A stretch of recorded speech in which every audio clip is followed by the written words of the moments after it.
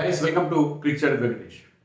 A few days back, Bangladesh చేతిలో Pakistan test match ఓడిపోయినప్పుడే ఈ video చేద్దాం అనుకున్నాను, కానీ అప్పుడు కుదరలేదు.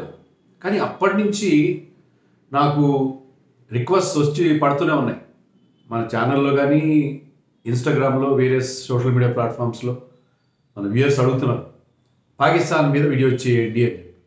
ఎందుకంటే బేసిక్గా మనకి పాకిస్తాన్ ఫెయిల్యూర్ గురించి వినడం చాలా వినసొంపుగా వీణుల విందుగా ఉంటుంది. ఒక వైకేరియస్ ప్లెషర్ అంటారు ఇంగ్లీష్లో, అలాంటిది ఏదో కలుగుతుంది. సో ఆ కారణంగా అనుకుంటాను అందరూ అడుగుతున్నారు. బట్ జనరల్గా ఈ వీడియో నేను అంటే without any ill will against Pakistan చేద్దాం అనుకున్నాను. ఇల్ విల్ మనం పాకిస్తాన్ మీద పాకిస్తాన్ తిట్టాల్సిన అవసరం లేదు ప్రత్యేకంగా, ఎందుకంటే ఆ పని వాళ్ళే చేస్తున్నారు. ఎవరు? పాకిస్తాన్ ఎక్స్ క్రికెటర్స్, మాజీ క్రికెటర్లు. వాళ్ళకి యూట్యూబ్ ఎలా దొరికిందంటే పాకిస్తాన్ మాజీ క్రికెటర్లకి ఒక కోతి కొబ్బరికాయ దొరికినట్టు దొరికింది. సో యూట్యూబ్ ఛానల్ లేని పాకిస్తానీ ఫార్మర్ క్రికెటర్ పాపాత్ముడు లాగా ఉన్నాడు. సో ప్రతి ఒక్కరూ యూట్యూబ్లో వీడియో చేయడం, నోటికి వచ్చినట్టు పాకిస్తాన్ క్రికెట్ని అక్కడ జరుగుతున్న అవకతవకల్ని తిట్టేయడం, విపరీతంగా ఆడిపోసుకోవడం అనేది మాత్రం. సో మనం ప్రత్యేకంగా చేయాల్సిన పని లేదు. ఈవెన్ అహ్మద్ షహజాద్ లాంటి యంగ్ క్రికెటర్స్ కూడా అదే పని చేస్తున్నారు. వాళ్ళు కూడా ఇలాంటి టీంలోకి ఈ మధ్య మళ్ళీ రిటర్న్ అయ్యే ముందు మహమ్మద్ అమీర్ కూడా అదే చేశారు. సో అది వేరే విషయం.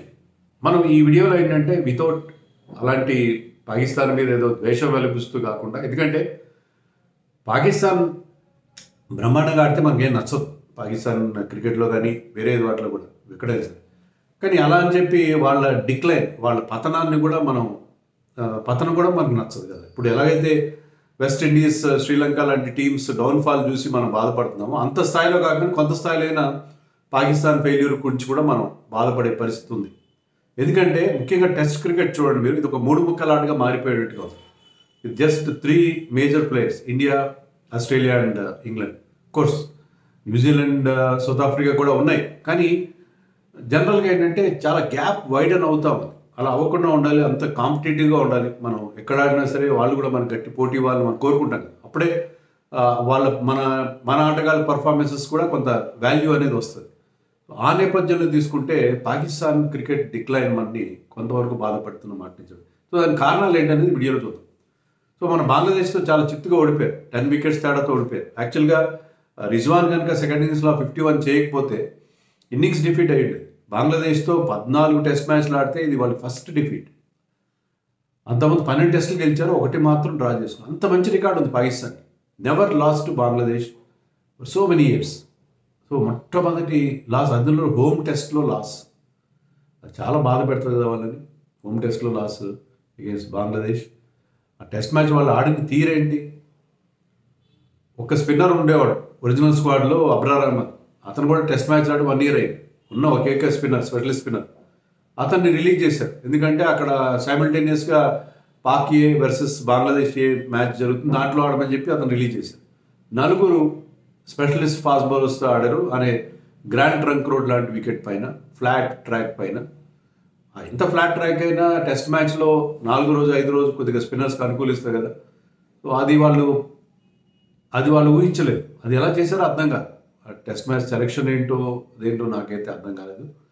సో 4 పేసర్స్తో వెళ్ళడం, ఫ్లాట్ వికెట్ చేయడం. అంత ఫ్లాట్ వికెట్ ఎందుకు చేస్తారు వాళ్ళు? బంగ్లాదేశ్ మీద అంత ఫ్లాట్ వికెట్ చేయాల్సిన అవసరం ఉంది. డిక్లరేషన్ కూడా అర్థం కాలేదు. 448 for 6 సెకండ్ డే రోజు లాస్ట్ సెషన్లో డిక్లేర్ చేశారు. నో డౌట్ వర్షం వచ్చి కాస్త అంతరాయం కలిగింది ఫస్ట్ డే రోజు ఐ థింక్ బిఫోర్ లంచ్ ఆట జరగలేదు. బట్ అయినా సరే మీరు టెస్ట్ మ్యాచ్లో బోల్డ్ టైం ఉంటుంది. So they should have continue. ఈ రోజుల్లో 448 అనేది పెద్ద స్కోర్ కానే కాదు. 448 చేసి మీరు ఎలా డిక్లేర్ చేస్తారు? బంగ్లాదేశ్ నాకు తక్కువగా ఎలా అంచనా వేశారు? వాళ్ళేమో 580 ఎంతో కొట్టారు, 191 ఎంతో చేశాడు మన ముష్ఫికుర్ రహీం. ఇప్పటికీ అతను నిజంగా గ్రేట్ ప్లేయర్. అతను ఇప్పటికీ ఇంత బాగా ఆడుతున్నాడు. బంగ్లాదేశ్కి ఇంకా అందరూ షాకిబుల్ హసన్ సూపర్ స్టార్ లా కనిపిస్తాడు, కానీ real contributor to Bangladesh cricket అడిగితే ముష్ఫికుర్ రహీం. అద్భుతంగా అన్ని ఫార్మాట్స్లో కూడా ఇప్పటికీ నేను ఉన్నాను అనిపిస్తాడు. సో అతను కానీ all round performance actually came from Mehdi Hasan Miraz. Much better performance from him than Shakibul Hasan, who is I think is an overrated cricketer. అతను చాలా ఎబిలిటీ ఉంది, కానీ అంత మనసు పెట్టి ఆడతాడు, అంత కమిట్మెంట్ ఆడతాడు నాకు అనిపించదు. చాలా talented player, over rated in the sense performance wise. Talent బ్రహ్మాండం ఉంది, టాలెంట్ ఉంది అతను ఒప్పుకుంటా. సో పాకిస్తాన్ దారుణంగా ఓడిపోయి, అంతేకాదు ఇక్కడ ఓడిపోవడమే కాదు, ఈ మ్యాచ్లో ఓడిపోవడమే కాదు, వాళ్ళు లాస్ట్ టైం హోమ్లో గెలిచిన రోజులైంది తెలుసా మీకు? 1294 రోజులే, అంటే 3.5 సంవత్సరాల నుంచి 9 టెస్ట్ మ్యాచ్ల నుంచి వాళ్ళు హోమ్లో గెలవలేదు. యాక్చువల్గా ఏమన్నాడు తెలుసా వాళ్ళ captain Shan Masood before the start of the series? ఏమన్నాడంటే వరల్డ్ టెస్ట్ ఛాంపియన్షిప్లో మాకు చాలా ఫైనల్కి వెళ్ళడానికి మా మంచి అవకాశం ఉంది, ఎందుకంటే రాబోయే మిగిలిన 9 టెస్ట్ మ్యాచ్ల్లో 7 టెస్ట్ మ్యాచ్లు మాకు హోమ్లోనే ఉన్నాయి, హోమ్ అడ్వాంటేజ్ ఉంటుంది మాకు, కాబట్టి మేము ఫైనల్కి వెళ్దాం అన్నట్టు కొద్దిగా ప్రగల్భాలు, ఉత్తర కుమారుడి ప్రగల్భాలు పలికాడు. తీరా చూస్తే ఫస్ట్ టెస్ట్ మ్యాచ్లోనే ఆ 9లో, అంటే ఆ 7 హోమ్ టెస్ట్ మ్యాచ్లో, ఫస్ట్ టెస్ట్ మ్యాచ్లో బంగ్లాదేశ్లో చేతుల్లోనే భంగపాటు వాళ్ళకి ఎదురై. సో అలా వాళ్ళకి హోమ్ టెస్ట్లు కూడా ఓడిపోతున్నారు. ఇంగ్లాండ్తో ఓడిపోయారు, ఆస్ట్రేలియాతో ఓడిపోయారు, న్యూజిలాండ్తో ఓడిపోలేదు కానీ డ్రా చేసుకున్నారు, గెలవలేకపోయారు. సో వాళ్ళకి హోమ్లో విల్నెస్ రికార్డ్ అనేది గెలవకుండా పోవడం అనేది 3.5 సంవత్సరాల నుంచి ఒక్క టెస్ట్ మ్యాచ్ 2021 డిసెంబర్లో లాస్ట్ టైం వాళ్ళు హోమ్లో గెలిచారు. అంతపురం బయట కూడా పెద్ద గెలిచిన లేదు. శ్రీలంకలో లాస్ట్ ఇయర్ ఒక 1 year బ్యాక్ 2 టెస్ట్ మ్యాచ్లు గెలిచారు అంతే. సో వాళ్ళకి టెస్ట్ క్రికెట్లో వాళ్ళ డౌన్ఫాల్ అనేది చాలా కాలంగా ఉంది, కొత్త ఏమి కాదు. మీరు అనొచ్చు టెస్ట్లో వాళ్ళు పెద్ద బాగా ఆడట్లేదు కదా ఇటీవల కాలంలో అని. Okay, I agree that test మ్యాచ్లు అంతా they are not a big force these days చాలా కాలంగా. But what about white ball cricket? White ball క్రికెట్లో కూడా అలాగే ఉన్నారు కదా. మన వన్డే వరల్డ్ కప్లో తీసుకోండి, వన్డే వరల్డ్ కప్లో ఆఫ్ఘనిస్తాన్ చేతిలో ఓడిపోయారు, తర్వాత ఇంగ్లాండ్ చేతిలో చిత్తుగా ఓడిపోయారు. ఇంగ్లాండ్ ఎంతో 360 370 కొట్టేసారు ఓడిపోయారు, ఒక 100 runs తేడా చేంజ్తో ఓడిపోయారు అదే వన్డే వరల్డ్ కప్లో. సో చాలా దారుణంగా ఓడిపోయారు, అక్కడ గ్రూప్ స్టేజ్లో నిష్క్రమించారు. మరి T20 వరల్డ్ కప్లో 2 years బ్యాక్ వాళ్ళు ఫైనల్ దాకా వెళ్ళారు, ఫైనల్లో ఇంగ్లాండ్తో ఆడారు, ఓడిపోయారు అనుకోండి. ఫైనల్లో పెద్ద తేడాతో ఓడిపోయారు, బట్ స్టిల్ ఫైనల్ దాకా వెళ్ళారు. అంతకుముందు కూడా they have been doing well, particularly in T20 format. మరి T20లో కూడా దారుణంగా ఫెయిల్ అయ్యారు. మొన్న T20 వరల్డ్ కప్లో USA చేతిలో ఓడిపోయారు, డెబ్యూటెంట్ USA చేతిలో ఓడిపోవడం ఎంత పెద్ద పరాభవం టీంకి. ఇండియా చేతిలో 120, ఇండియాతో ఆడిన మ్యాచ్లో 120 కూడా చేయలేకపోయారు, 120 చేసినా చేయలేకపోయారు, అక్కడ గ్రూప్ స్టేజ్లో నిష్క్రమించారు. ఇంకా వాళ్ళు ఇంగ్లాండ్తో 2 మ్యాచ్ల సిరీస్లో 0-2తో ఓడిపోయారు. న్యూజిలాండ్తో జరిగిన సిరీస్లో T20 సిరీస్లోనే against second string New Zealand side అది వాళ్ళ చేతిలో 2-2తో డ్రా చేసుకున్నారు. ఐర్లాండ్తో కూడా ఓడిపోయారు ఒక T20 match. So even T20 ఫార్మాట్లో, వన్డే ఫార్మాట్లో కూడా వాళ్ళ డౌన్ఫాల్ కనిపిస్తుంది. మరి కారణం ఏంటి దీనికి? కారణం ఫస్ట్ అండ్ ఫార్మోస్ట్ ఏంటంటే వాళ్ళ టీంలో ఉన్న ఇంటర్నల్ పాలిటిక్స్. క్యాప్టెన్లు తెగ మారుస్తున్నారు. కొన్నిసార్లు షాహిన్ అఫ్రీది క్యాప్టెన్స్ ఇస్తారు, కొన్నిసార్లు బాబర్కి ఇస్తారు. బాబర్ని టెస్ట్ ఫార్మాట్లు కూడా క్యాప్టెన్స్ లాగేస్తున్నారు. ఇప్పుడు షాన్ మసూద్ని క్యాప్టెన్ చేశారు. సో క్యాప్టెన్ కాని వాళ్ళు సరిగా ఆడట్లేదు. మన వరల్డ్ కప్లో చూసిన షాహిన్ అఫ్రీదికి బాబర్కి సరైన they are not in good terms, అది మనకు క్లియర్గా అర్థం. ఇక్కడ కూడా అంతే. Babar of course is not in great form these days in test matches. అతను ఎప్పటి నుంచి ఐ థింక్ 50 చేసి December 2022, అంటే 2.5 సంవత్సరాల నుంచి అతను టెస్ట్ మ్యాచ్లో 50 లేదు. సో అతను ఏదో విరాట్ కోహ్లీతో పోలుస్తారు వాళ్ళ దేశంలో. మిగతా ఫార్మాట్లో పర్లేదు, బాగానే ఏదో ఆడుతున్నాడు. అక్కడ కూడా మన ఫ్యాన్స్ ఏమంటారంటే, మన ఇండియన్ ఫ్యాన్స్ ఏమంటారంటే చిన్న కంట్రీస్ మీద రెచ్చిపోతాడు, చిన్న టీమ్స్ మీద, వాట్ ఎవర్. బట్ మిగతా ఫార్మాట్స్లో అతను స్కోర్స్ రీజనబుల్గా ఉన్నాయి, గొప్పగా ఏం లేవు. కానీ టెస్ట్ మ్యాచ్లో is going through a lean patch for a long time. అయినా అతన్ని కంటిన్యూ చేస్తాను, కానీ అంతకంటే టాలెంట్ లేదు, అక్కడ టాలెంట్ లేకపోవడం కనిపిస్తుంది. సో వాళ్ళ టీంలో పాలిటిక్స్ ఉన్నాయి. ఒకరి క్యాప్టెన్ అయితే మిగతా వాళ్ళు సరిగ్గా ఆడలేదు, ఒకరికి పడదు. అక్కడ టీం వాళ్ళ బోర్డులోనే అలా ఉంటారు. రమీజ్ రాజా కొన్నిసార్లు ఉంటారు, మరి ఇంకెవరో వస్తారు.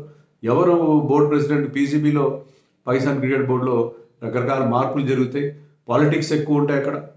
పొలిటీషియన్స్ అక్కడ అంత మన దగ్గర పొలిటీషియన్స్ లేరని కాదు కోర్స్, బట్ స్టిల్ అక్కడ ఏంటంటే ఆ పొలిటికల్ చేంజెస్ ఏవైతే అవుతాయో దాని రిఫ్లెక్షన్ మీకు పీసీబీలో కూడా క్లియర్గా కనిపిస్తుంది.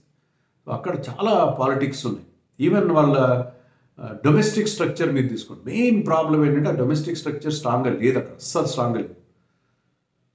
ఖాయిజ్ ఏ అజమ్ అనే ట్రోఫీ జరుగుతుంది వాళ్ళకి. దాంట్లో ఏంటంటే డమ్మీ టీమ్స్ వచ్చేసినాయి.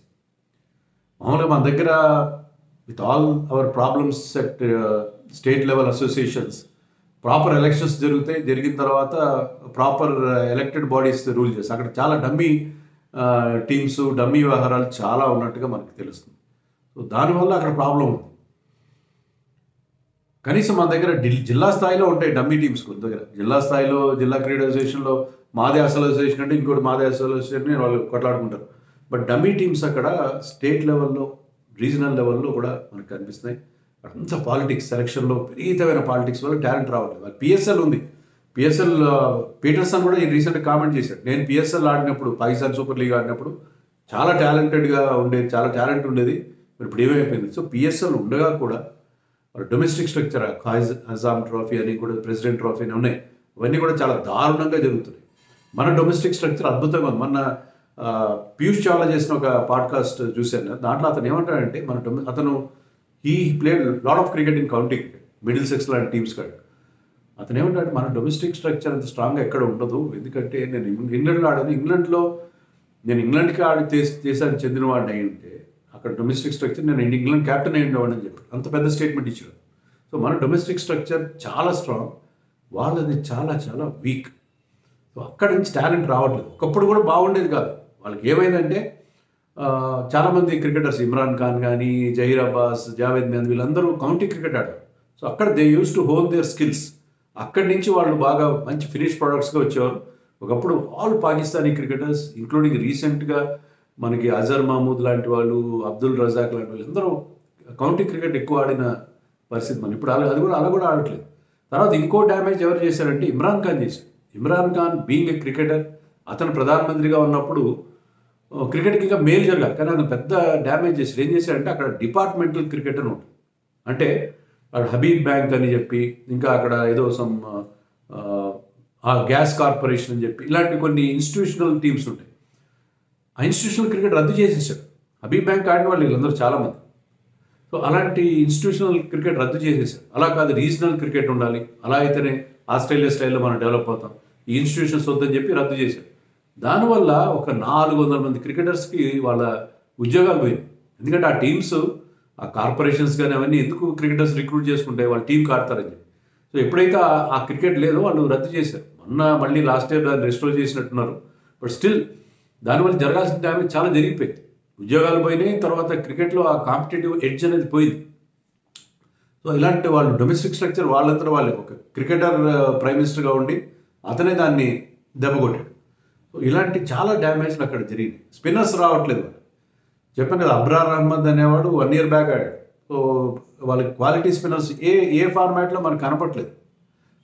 ఎప్పుడు ఆ షాబాజ్ లాంటి వాళ్ళే పట్టుకుంటారు. సో వాళ్ళకి అసలు సరైన స్పిన్నర్స్ లాని పరిస్థితి కూడా మనకు అనిపిస్తుంది. సో ఇలా రకరకాల ఇష్యూస్ వాళ్ళకు ఉన్నాయి, రకరకాల ఇష్యూస్ ఉన్నాయి. స్పిన్నర్స్ లేకపోవడం ఏంటి, శ్రీలంకలో కానీ, బంగ్లాదేశ్లో, ఇండియాలో కానీ, ఇండియా కూడా ఉంది కొంచెం problem. But still we're producing some kind of spinners. వాళ్ళకైతే మరీ దారుణమైన పరిస్థితిలో వాళ్ళ cricket is going through a very very bad patch. So వాళ్ళు కూడా కొంత తేరుకోవాలని మనం కూడా కోరుకుందాం. సో వాళ్ళకున్న ప్రాబ్లమ్స్ ఉంటాయి వాళ్ళకి. బట్ పాకిస్తాన్ మరి నెక్స్ట్ టెస్ట్ మ్యాచ్కి షాహీన్ అఫ్రీదిని డ్రాప్ చేసి అబ్రార్ అహ్మద్ స్పిన్నర్ని తెచ్చుకున్నారు. బట్ నెక్స్ట్ టెస్ట్ మ్యాచ్లో అయినా వాళ్ళు బెటర్ పర్ఫార్మెన్స్ ఇస్తారేమో చూడాలి. ఇవ్వాలని కోరుకుందాం. కాంపిటేటివ్గా జరగాలి కదా.